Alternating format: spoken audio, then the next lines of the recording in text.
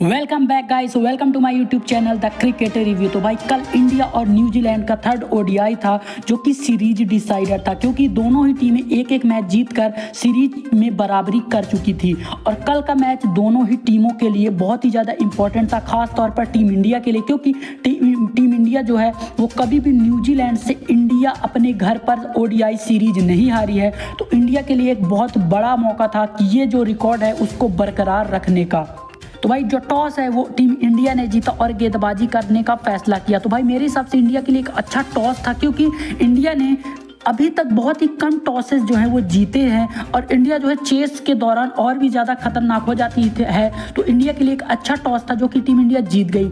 New Zealand बल्लेबाजी करने के लिए आई और न्यूजीलैंड की जो शुरुआत है बहुत ही ख़राब रही, क्योंकि उनके पहले ही ओवर में हेनरी निकल्स जो है वो डक पर आउट हो गए और अर्शदीप सिंह, जिनको टीम इंडिया ने पहले मैच में और दूसरे मैच में मौका नहीं दिया था और तीसरे वनडे में उनको सीरीज डिसाइडर पर मौका दिया गया और उन्होंने अपने जो सिलेक्शन को जो है उसको जस्टिफाई भी किया। हेनरी निकल्स के आउट होने के जस्ट बाद हर्षित राणा ने डेवन कॉनवे को भी चलता कर दिया और इस सीरीज में लगातार तीसरी बार डेवन कॉनवे को आउट कर दिया है हर्षित राणा ने। तो भाई इंडिया की जो शुरुआत है बहुत ही अच्छी रही और ऐसा लग रहा था कि इस बार टीम इंडिया जो है वो न्यूजीलैंड को बहुत ही कम रन पर रिस्ट्रिक्ट कर देगी। लेकिन इंडिया के लिए जो सबसे बड़ा चैलेंज था वो थे डैरिल मिचेल। भाई अगर आप डैरिल मिचेल के लास्ट 4 इनिंग्स देखेंगे ओडीआई में अगेंस्ट इंडिया, तो वो कुछ इस प्रकार है। 130 रन जो कि वर्ल्ड कप में इंडिया के अगेंस्ट डैरिल मिचेल ने मारे थे, 134 रन जो कि वर्ल्ड कप के सेमीफाइनल में डैरिल मिचेल ने मारे थे, 84 रन जो कि फर्स्ट ओडीआई में डैरिल मिचेल ने इंडिया के अगेंस्ट मारा था और 131 रन जो कि सेकंड ओडीआई में डैरिल मिचेल ने इंडिया के अगेंस्ट मारा था। तो भाई आप इस स्कोर को देखकर ये कह सकते हैं कि डैरिल मिचेल जो है इंडिया के अगेंस्ट कितने ज्यादा खतरनाक हो जाते। लेकिन भाई कल भी डैरिल मिचेल नहीं रुके और 137 की तूफानी पारी खेली। भाई उनका साथ दिया ग्लेन फिलिप्स ने, जिन्होंने 88 गेंदों में 106 की शानदार शतकीय पारी खेली, जिसकी बदौलत न्यूजीलैंड जो कि खराब शुरुआत के बावजूद 337 तक पहुंच गई और 338 का पहाड़ जैसा लक्ष्य इंडिया के सामने रखा। भाई इंडिया की तरफ से गेंदबाजी में सबसे ज्यादा डिसअपॉइंट किया कुलदीप यादव ने। जो कुलदीप यादव इंडिया के ओडीआई का मसीहा बनता फिरता है, डैरिल मिचेल ने उनकी एक ना चलने दी और तीनों मैच में कुलदीप यादव पर धावा बोला। भाई इंडिया जो है मिडिल ऑर्डर में फीकी पड़ी तीनों ही मैच। अब 338 का अगर इंडिया को टारगेट चेस करना था तो सबसे इंपॉर्टेंट चीज थी उनका टॉप ऑर्डर का चलना। भाई इंडिया का टॉप ऑर्डर जो कि बहुत ही खतरनाक है और अगर ये खिलाड़ी परफॉर्म कर देते तो शायद इंडिया जो है वो बड़ी इजीली इस टारगेट को चेस कर सकती थी। लेकिन ऐसा नहीं हुआ, क्योंकि रोहित शर्मा जो कि मात्र 11 रन पर आउट हुए और लगातार ओडीआई के तीसरे मैच में भी फ्लॉप रहे। भाई ये सीरीज रोहित शर्मा के लिए बहुत ही खराब रही है, क्योंकि साउथ अफ्रीका में एक शानदार फॉर्म लेकर आए थे रोहित, लेकिन न्यूजीलैंड में उस फॉर्म को बरकरार नहीं रख पाए और तीसरे मैच में भी बुरी तरह फ्लॉप हुए रोहित शर्मा। रोहित के बाद शुभमन गिल भी ज़्यादा बड़ी पारी नहीं खेल पाए और मात्र 23 रन पर काइल जेमिसन की एक इन स्विंग बॉल पर बोल्ड हो गए।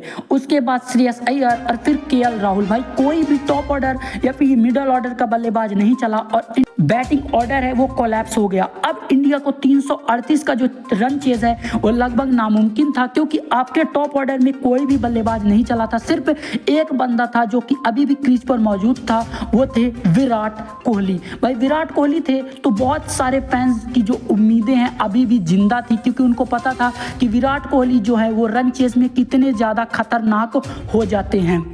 विराट कोहली का साथ दिया नीतीश कुमार रेड्डी ने, जिन्होंने अपने ओडीआई करियर की पहली 50 पूरी की और कोहली के साथ 88 रन की शानदार पार्टनरशिप बिल्ड की। भाई धीरे धीरे लगने लगा कि इंडियन टीम जो है इस मैच को जीत सकती है, लेकिन 50 मारने के जस्ट बाद नीतीश कुमार रेड्डी भी आउट हो गए और अपने जो 50 को है उसको कैपिटलाइज नहीं कर पाए एक बड़े 100 में। नीतीश कुमार रेड्डी के बाद जो उम्मीदें हैं वो रविंद्र जडेजा से थी कि रविंद्र जडेजा जो है विराट कोहली का साथ देंगे, लेकिन रविंद्र जडेजा एक बार फिर फ्लॉप हुए और मात्र 12 रन पर आउट हो गए।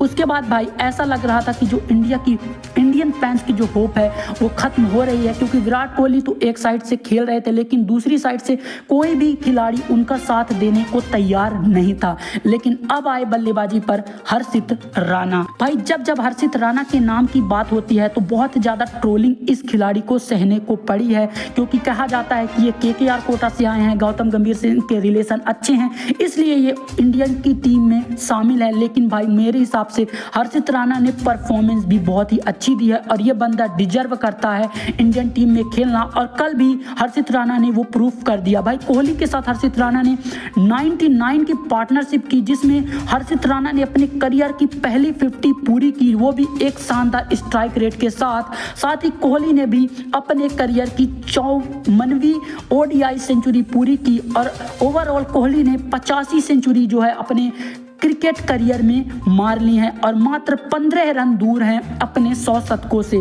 तो भाई हर्षित राणा और विराट कोहली की पार्टनरशिप को देखकर ऐसा लग रहा था कि शायद इंडियन टीम जो है इस मैच को जीत जाएगी, क्योंकि इंडिया को मात्र 30 गेंदों में 60 रन की जरूरत थी। लेकिन फिर विकेट गिरा हर्षित राणा का और जो उम्मीदें हैं वो फिर से खत्म होने के कगार पर आ गई। और क्योंकि हर्षित राणा तो आउट हुए, उनके जस्ट बाद मोहम्मद सिराज भी अपनी पहली ही गेंद पर आउट हो गए। अब इंडिया को रन्स की भी जरूरत थी, साथ ही इंडिया को विकेट भी बचाने थे, क्योंकि मात्र 2 विकेट ही इंडिया के हाथ में थे। लेकिन अभी भी उम्मीदें जो हैं वो थोड़ी बहुत जिंदा थी, क्योंकि अगर विराट कोहली पूरा खेल गए तो मैच को जिता कर ही मानेंगे। भाई विराट कोहली की फिटनेस को भी भाई मानना पड़ेगा, क्योंकि 37 की एज में भी जिस तरह की फिटनेस विराट कोहली की है वो यंगस्टर में भी देखने को नहीं मिलती। क्योंकि जिस तरह की रनिंग विराट कोहली कर रहे थे, पहले 50 ओवर फील्डिंग और उसके बाद मात्र 4-5 ओवर में ही विराट कोहली की बैटिंग आ गई थी। उसके बाद 46 ओवर तक इस बंदे ने बैटिंग की है